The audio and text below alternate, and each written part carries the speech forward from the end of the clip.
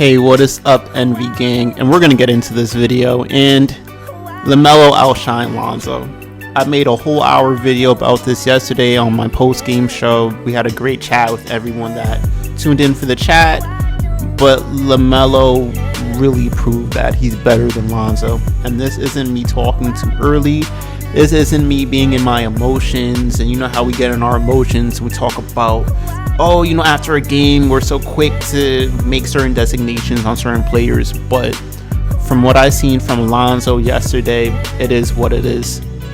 For it to be a nationally televised game, for Lamelo to come off the bench and only play 26 minutes and score nearly a triple-double, and for Lonzo to play the most out of any Pelican, play 37 minutes and score 5 points, have 3 assists and 3 rebounds, and just play a horrible Lonzo Ball game on nationally televised TV when ESPN promoted it, the Pelicans promoted it, the Charlotte Hornets promoted it, shoot, the NBA even promoted it. For him to play like that, it just solidifies that Lonzo is who he is. Maybe our expectations of him are too high, but for Lonzo should want to be the best point guard in the league, or one of the best point guards in the league. That game just showed me that Lonzo is just okay with being average. And I said this on the live too. I think Lonzo's real passion is rap. Lonzo would rather be a rapper than a basketball player. Basketball is just his job. He played basketball because his father forced him to do it and because he's tall. And he became a basketball player. He would rather just be a rapper, be in the studio, making beats, making songs, freestyling. That's where his real passion is. Because what I seen yesterday, it was just so he's just so okay with just mediocre stats that in a contract year, in a year where your stats matter the most, in a game where you're getting pitted against your brother, where it's we want to show out, we want you to do whatever, for you to just put up 5 points, play the most minutes on any Pelicans or on the Hornets, and that's what the performance you give out to the fans, to the media, to all of that, it's sad. For you to be in the NBA for 4 years and your younger brother being in the NBA for just 9 games to outshine you like that, it's a damn shame, Lonzo. It's a damn shame. How is it that Lamelo, who's coming off the bench, who's playing with 2 miniature ball hogs, is able to score a near triple-double, but Lonzo, you're playing average while you're starting? I'm tired of hearing about his teammates or the coach or the situation or whatever. At a certain point, it's Lonzo, because Lamelo was able to get nearly a triple-double off the bench, playing in a non-ideal situation with limited minutes and playing in a system that's not super tailor-made to him, but he's made it work. So how come you, Lonzo, can't make it work? Now, this isn't completely Lonzo's fault. We're going to get into Van Gundy. Now, listen, Van Gundy, I want you guys to take a real hard look at this picture. Van Gundy on Lonzo Ball. He doesn't need to facilitate everything in the half court. What's the problem if Lonzo becomes a standstill shooter? And you're seeing the same mistake and I might have to make a standalone video on this, but Alvin Gentry, Stan Van Gundy, they're making the same mistake. They're saying that, for quote-unquote spacing, Lonzo, you would just be a standstill shooter. You're going to stand in the corner and wait for your shot, and you're not going to do much else besides play defense. Now, Van Gundy, it took Alvin Gentry, and it cost him his job when he started to believe in Lonzo too late. We're already on a 3-game losing streak. This is how we went on that 13-game losing streak. So Van Gundy, stop this whole Brandon Ingram. Go back to the drawing board and say all the stuff that I thought about with Lonzo just not playing in the half court, just dribbling the ball up. As soon as he gets the ball up, give it to Brandon Ingram, or give it to Steven Adams to give it to Brandon Ingram. That has to stop. How about I just let Lonzo facilitate and run the offense? But for the most part, Lonzo has to go to the coach and say, coach, I understand this is the way you want to do it, but just for 1 game. Let's do it my way. Just for 1 game. Lonzo needs to break a play. He needs to break a set. He needs to direct traffic. He needs to wave Brandon Ingram off.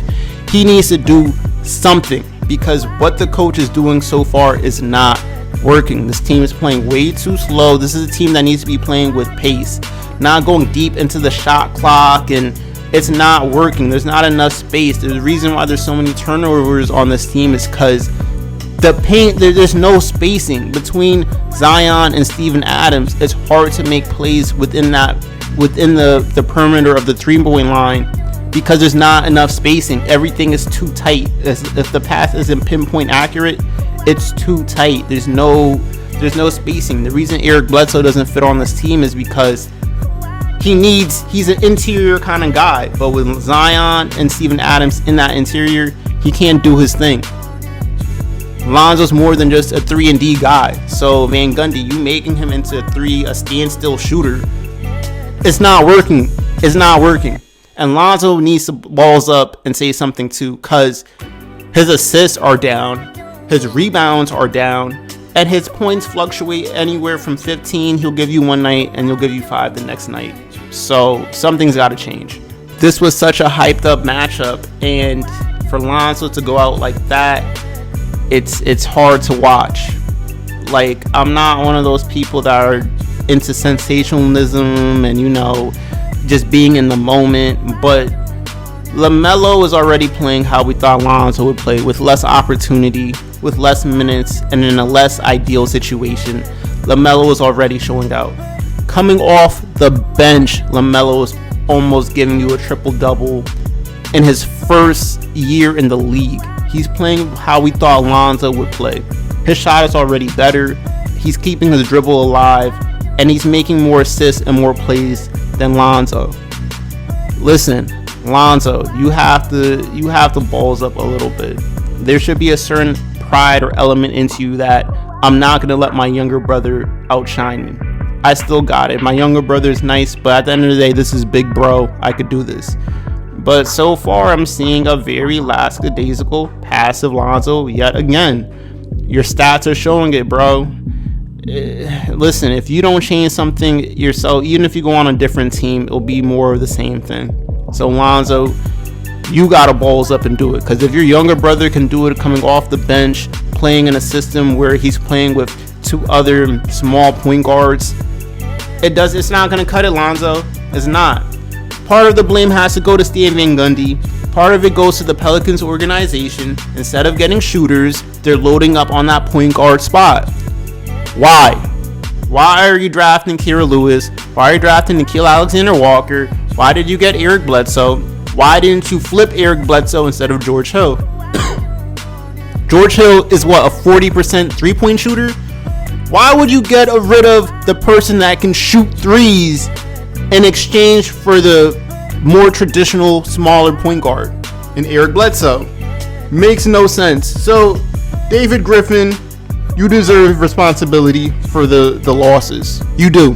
Because what you and Langdon were thinking, I have no idea. Why would you keep drafting point guards? There's no shooting around Zion or Steven Adams. It makes no sense. So 50% goes to the New Orleans Pelicans organization. I think it's very clear they don't believe in Lonzo Ball. They're not going to re-sign him or give him a good contract. At this point, it is what it is. 25% goes to Van Gundy, because how he wants to play the game, maybe it would have worked in 2011, but in this current system, playing slow and trying to be more of a half-court team and this and that, it's not working. This bench unit that you have in mind does not fucking work. It simply does not work. And 25% goes to Lonzo for not having the balls to dictate his future, control his future. If you're going to let it be to the organization or the coach, you're going to stay mediocre and be a journeyman.